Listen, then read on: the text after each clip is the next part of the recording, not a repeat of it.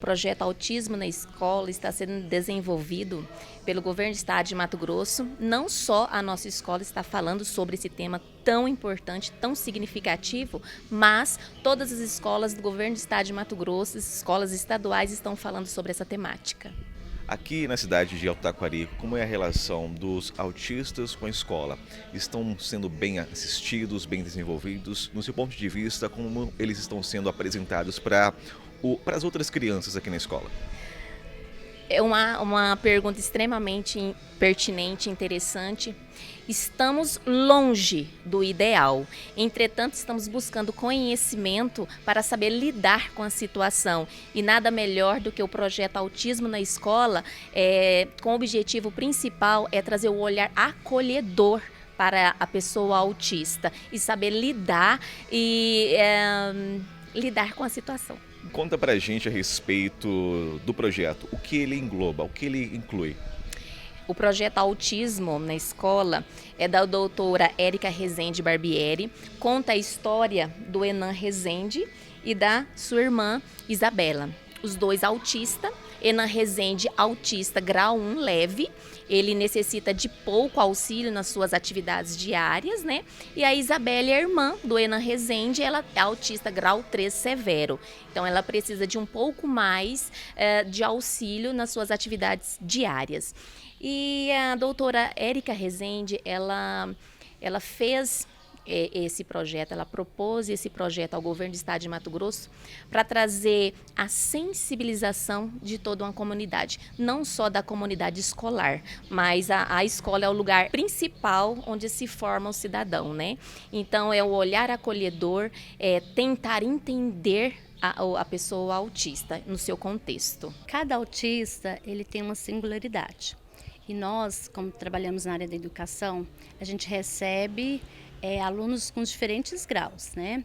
E esse ano eu estou tendo uma experiência muito ímpar, porque foi, assim, um divisor de águas na minha vida em relação, assim, a entender, buscar mais conhecimento. Eu acredito que o profissional que atua, assim, na linha de frente, ele precisa estar sempre buscando novos conhecimentos, novos métodos, para sintonizar com o que o outro profissional lá fora está fazendo. Por exemplo, a linguagem do professor tem que ser a mesma linguagem que o psicólogo fala, que o terapeuta ocupacional fala, tem que sintonizar. Harmonizando família, escola e equipe multifuncional, os resultados são ímpar. E a experiência é maravilhosa, porque a gente aprende muito como profissional.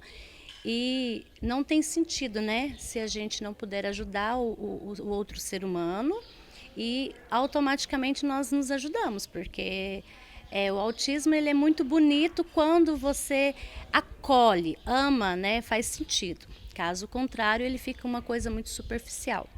A pessoa fala-se muito em autismo, mas não entende. E a importância é entender, é estudar, é olhar com carinho, para que possa desenvolver um trabalho de qualidade. Nós sabemos que dentro da escola as crianças autistas elas têm uma aprendizagem melhor, um acolhimento melhor, diferentemente lá fora, às vezes na casa não é tão bem acolhida assim. O que precisa melhorar, principalmente no seu ponto de vista em relação à mentalidade dos familiares? Conscientização.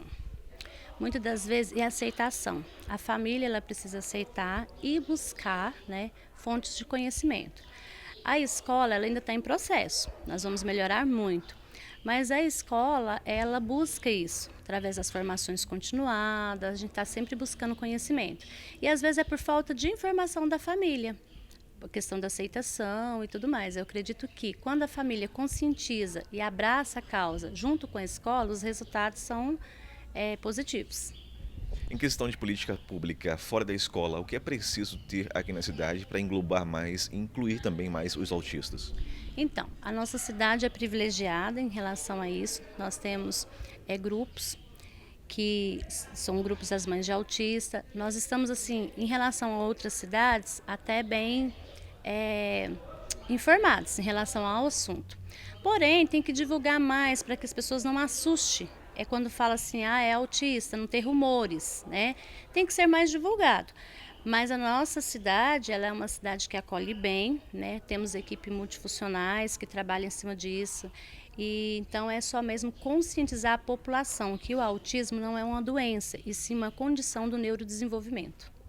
Nós sabemos que muitas pessoas chegaram aqui em nossa cidade no último ano, e algumas delas com crianças pequenas que estão agora descobrindo o autismo nelas.